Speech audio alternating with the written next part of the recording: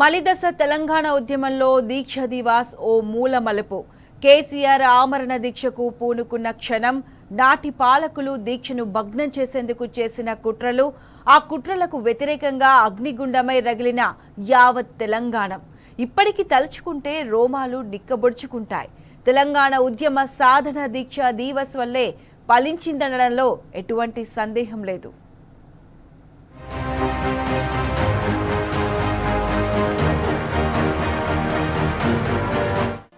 చరిత్రాత్మక దీక్షను 2009 నవంబర్ 29న కేసీఆర్ చేపట్టారు. తెలంగాణ రాష్ట్ర ఏర్పాటుకు ఆ దీక్షే కారణమైంది. 2001 నుంచి మలిదశ ఉద్యమానికి కేసీఆర్ ఊపిరిపోశారు. ధర్నాలు, వంట వార్పులతో తెలంగాణ గడ్డ గర్జించింది. నవంబర్ 27, 28వ తేదీల్లో కరీంనగర్ జనసంద్రాన్ని తలపించింది. కేసీఆర్ ఇంటి వద్ద 3 అంచెల భద్రతను ఏర్పాటు చేశారు. ఆ రోజు రాత్రి కేసీఆర్ నిద్రాహారాలు మాని ఉద్యమ కార్యాచరణను అమలు చేశారు. ప్రజలారా నన్ను ఆశీర్వదించండని దీక్షకు బయలుదేరారు. ఆ రోజు ఏం జరుగుతుందోనని కరీంనగర్ ప్రజలు కళ్లకు ఒత్తులు పెట్టుకొని చూశారు. కేసీఆర్ దీక్షకు వెళ్తుంటే కరీంనగర్ ప్రజలు జై తెలంగాణ అని నినదించి మద్దతు పలికారు. కేసీఆర్ గారు చేపట్టినటువంటి దీక్ష అనేది చాలా చరిత్రాత్మకమైనటువంటి ఘట్టం. తెలంగాణ ఉద్యమంలో తెలంగాణ ఉద్యమాన్ని ఒక కీలక మలుపుకు తీసుకొచ్చినటువంటి నిరాహార దీక్ష అది. అంతేకాకుండా తెలంగాణ రాష్ట్ర ప్రకటన రావడానికి నాంది పలికినటువంటి నిరాహార దీక్ష కేసీఆర్ గారిది. కేసీఆర్ తెలంగాణ జైత్రయాత్రన లేకుంటే కేసీఆర్ శవయాత్రణ అనేటువంటి ఒక ఉద్వేగభరితమైనటువంటి నినాదంతో వారు ముందుకు రావడం జరిగింది. అయితే దీనికి కారణం ఏంటంటే 2001 నాటికి తెలంగాణలో తెలంగాణ నినాదం కానీ తెలంగాణ వాదం కానీ శూన్యంలో వేలాడుతున్నటువంటి పరిస్థితి. అప్పుడు 2001లో కేసీఆర్ గారు మరి తెలంగాణ రాష్ట్ర సమితి అనే పార్టీని, ఉద్యమ పార్టీ స్థాపించి దానికి రాజకీయ స్వరూపం ఇచ్చి 2001 నుండి మలిదశ ఉద్యమానికి ఊపిరిపోసి 2009 వరకు రకరకాల పోరాట రూపాల ద్వారా రకరకాల పోరాటాల ద్వారా దాదాపు 9 సంవత్సరాల ఉద్యమం నడిచిన తర్వాత ఈ ఉద్యమాన్ని ఇంకా ముందుకు ఎట్లా తీసుకుపోవాలి, దీన్ని ఉన్నతమైన స్థాయికి తీసుకుపోవాలి, ఇది నా నిరాహార దీక్షతోటే దీన్ని ముందుకు తీసుకుపోవాలనే ఉద్దేశంతో వారు ఈ నిర్ణయం తీసుకున్నారు. అయితే దీక్ష దివస్ అనేదే తెలంగాణ రావడానికి కారణమైంది. కేసీఆర్ సచ్చుడో తెలంగాణ వచ్చుడో అయితే నా శవయాత్ర లేకపోతే జైత్రయాత్ర అనే కార్యక్రమాన్ని తీసుకొని కరీంనగర్ నుండే శ్రీకారం చుట్టడం జరిగింది. 29 నాడు కేసీఆర్ గారిని ఏ రకంగా అరెస్ట్ చేయాలి, అంతకంటే ముందు చేయాలా దాని తర్వాత చేయాలనే ఆలోచన అప్పుడున్న ప్రభుత్వంకి వచ్చింది.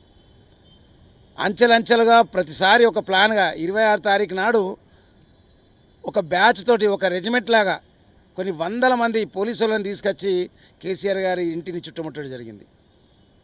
అందరూ తెలంగాణ ఉద్యమకారులందరూ కలిసి ప్రతిఘటించడం జరిగింది. ఆ యుద్ధం ఈరోజు కూడా మరొంది. నిజంగా కూడా కట్టెలు కారం పొడి చేతులు పట్టుకొని ముందు నిలబడ్డ పరిస్థితి మాది. 1000 మంది పోలీసులతోటి ఏ రకంగానైనా రాత్రి తీసుకొని పోవాలి, ఈ ధర్నా కార్యక్రమాన్ని మన నిరాహార దీక్షను భగ్నం చేయాలనే ఆలోచనతోటి దాడి చేయడం జరిగింది. అయినా కానీ తెలంగాణ ఉద్యమకారులు, తెలంగాణ వాదులు ప్రతి ఒక్కరు కూడా అడ్డుకోవడం జరిగింది. సో ఈరోజు అవన్నీ తలుచుకుంటే మాకు రోమాలు లేస్తున్నాయి. చివరకు కేసీఆర్ గారి వాదన నిజమైంది. గొప్పగా ఎంత గొప్ప నినాదం అంటే తెలంగాణ వచ్చుడో కేసీఆర్ వచ్చుడో అన్నట్టు బ్రహ్మాండంగా తెలంగాణ వచ్చింది. నవంబర్ 29వ తేదీన కరీంనగర్ తెలంగాణ భవన్ వద్ద యుద్ధ వాతావరణం నెలకొంది. కేసీఆర్ కోసం వేలాది మంది తరలివచ్చారు. కేసీఆర్ ను పోలీసులు చేరకుండా 3 అంచెల భద్రత ఏర్పాటు చేశారు. దీక్షా స్థలి వద్ద కేసీఆర్ ను చేరుకునేందుకు ప్రజలు సాయశక్తులా కృషి చేశారు. ఉద్యమాన్ని ఎలాగైనా అడిచివేయాలనే ఉద్దేశంతో నాటి సమైక్య పాలకులు కుట్రలకు తెరతీశారు. కేసీఆర్ ను అక్రమంగా అరెస్టు చేసి ఖమ్మం జైలుకు తరలించారు. అయితే కేసీఆర్ జైలులోనే దీక్ష కొనసాగించారు. దీంతో అక్కడి నుంచి కేసీఆర్ ను నిమ్స్ హాస్పిటల్ కు తరలించారు. నిమ్స్ ఆసుపత్రిలోనే ఆయన దీక్ష కొనసాగించారు. వాస్తవం కూడా కరెక్ట్ 15 సంవత్సరాల కిందండి ఈ 29వ తారీఖు రోజు కేసీఆర్ గారు వారు తీగలగుట్టపల్లిలో ఉన్నటువంటి వారి నివాసం నుంచి తెలంగాణ భవన్ నుంచి బయలుదేరే ముందు అసలు అక్కడ ఒక యుద్ధ వాతావరణం ఉన్నది. ఇండియా పాకిస్తాన్ యుద్ధం వాతావరణం ఎట్టుంటో అట్లుండే. మొత్తం కేసీఆర్ గారి ఇంటి చుట్టూ వందలాది మంది పోలీసు అధికారులు ఉన్నారు అరెస్ట్ చేద్దామని. నేను అప్పుడు జిల్లా యువజన విభాగం అధ్యక్షుడిగా ఉన్నాను. ఆ రోజు మేము కూడా 3 అంచెల భద్రత మేము పెట్టుకున్నాం. కేసీఆర్ గారిని ముట్టుకుంటే మాత్రం ఆగే ప్రసక్తి లేదని చెప్పేసి మహిళలు కారం పొడి దంచుకొని పెట్టుకున్నారు. ఒకవేళ కేసీఆర్ ముట్టుకుంటే మేము కారం చల్లుతామని చెప్పేసి మేము యువకులు అందరం కూడా కార్డాలలో బయటలో నిండు చలిలో కూడా మేము భయపడకుండా ఉన్నాం. నిజంగా కూడా అదొక గొప్ప సంఘటనగా అనిపించింది మాకు. కేసీఆర్ గారు అరెస్ట్ చేస్తే మాకు ఊరుకునే పరిస్థితి లేదని. కానీ దొంగచాటున అలుగునూరు చౌరస్తాలో కేసీఆర్ గారు అరెస్ట్ చేసినారు. పెద్ద యుద్ధ వాతావరణమైంది. మా అందరం మీద కేసులైనా జైలు వేసినాం. కానీ ఏమైనా కూడా ఆ సంఘటనతోటి మాత్రం తెలంగాణలో ఒక విప్లవం క్రియేట్ అయిపోయింది. ఇక ఎట్టి పరిస్థితుల్లో కేసీఆర్ ముట్టినంటే మాత్రం ఆగే పరిస్థితి లేదని చెప్పేసి ప్రజలు బాగా తిరగబడ్డారు. కేసీఆర్ చచ్చుడో తెలంగాణ వచ్చుడో అనే నినాదంతో కేసీఆర్ గారు ఒక నిదానం తీసుకొని ముందుకు పోతున్నటువంటి తరుణంలో కరీంనగర్ జిల్లా విద్యార్థి నాయకునిగా అదేవిధంగా విద్యార్థి జేసీ చైర్మన్గా నేను అప్పుడు ఉన్నటువంటి సందర్భంలో నవంబర్ 28వ తారీఖు నాడు తీగలగుట్టపల్లిలో ఉన్నటువంటి తన నివాసంలో మేమంతా కూడా పెద్ద ఎత్తున అప్పుడున్నటువంటి రోషయ్య ప్రభుత్వము ఒక భయానకమైనటువంటి వాతావరణము, ఒక యుద్ధ వాతావరణము కల్పించినటువంటి సందర్భం మేము చూసినాం.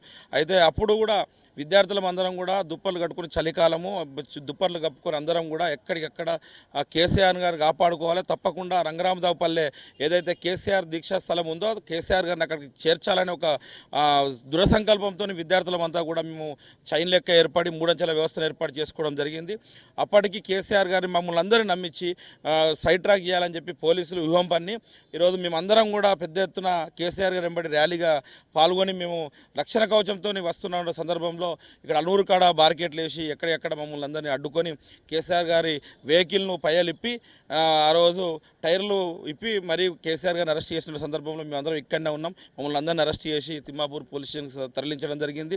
అయితే అప్పుడున్నటువంటి పరిస్థితుల్లో తెలంగాణ రాష్ట్రమే ఏకైక లక్ష్యంగా పనిచేస్తున్నటువంటి కేసీఆర్ గారు వెంబడి విద్యార్థి లోకంగా మేము అందరం మా బాధ్యతగా ఉండి నడిచినాం.